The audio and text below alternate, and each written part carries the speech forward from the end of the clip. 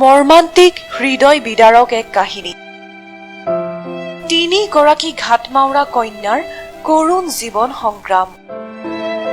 জীৱনৰ আতবাটতে পিতৃ মাতৃক হেৰুৱাই চকুৰ পানীৰে বাট নেদেখা অৱস্থা 3 জীয়ৰীৰ। নিষ্ঠুৰ নিয়তিয়ে যেন তেওঁলোকৰ মুখৰ পৰা কাঢ়ি লৈ গল হাঁহি। সমান্তৰালভাৱে লকডাউনে বিপৰ্যস্ত কৰি তুলিছে তেওঁলোকৰ দৈনন্দিন জীৱনত।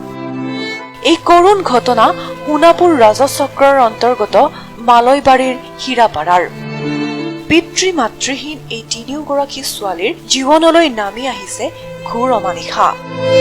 5 বছৰৰ পূৰ্বে নিয়তিয়ে কাঢ়ি নিছিল পিতৃক, কিন্তু পিতৃৰ বিয়োগ ঘটাৰ পিছতো মাতৃয়ে অশেষ কষ্টৰে আগবঢ়াই নিছিল পৰিয়ালটোক। কিন্তু পৰিয়ালটোৰ ওপৰত যেন নিয়তিৰ আছিল কুপদৃষ্টি, কিয়নো নিষ্ঠুৰ নিয়তিয়ে 2 মাহ পূৰ্বে কাঢ়ি লৈ গল জীৱনৰ শেষ ভৰসা মাতৃকো। এনে অৱস্থাত অসহায় 3 গৰাকী ছোৱালীয়ে চৌদিশে দেখিছে ঘোৰ অন্ধকাৰ। 3 গৰাকী কন্যা এতিয়া খুৰাকৰ লগতে অতি কষ্টৰে অতিবাহিত কৰিছে জীৱন। যেহেতু মোৰ এই ভতিজাকেইটা আৰু আমাৰ বৰ্দেউতাক মাৰা গ'ল আজি 5 বছৰে হ'ল, আৰু আমাৰ বৌ মাৰা গ'ল আজি 1.5 মাহ চলি আছে বৰ্তমান। এতিয়া আমাৰ ডাঙৰ মইনাটো বৰ্তমান পঢ়ি আছে এই মেট্ৰিক দিছে এইবাৰ, আৰু এইটো এই মাজতো ছোৱালী এইবাৰ 10ত, আৰু সৰুটো হ'ল আমাৰ 4ৰ্থত। গতিকে এতিয়াতো আমাৰ এহঁতৰ মানে উপায় নোহোৱা আছে আৰু মানে কেনেকৈ চলিব কি নাই। এতিয়া মই তহঁতক ৰাখছোঁ মোৰ ভতিজাকেইটা।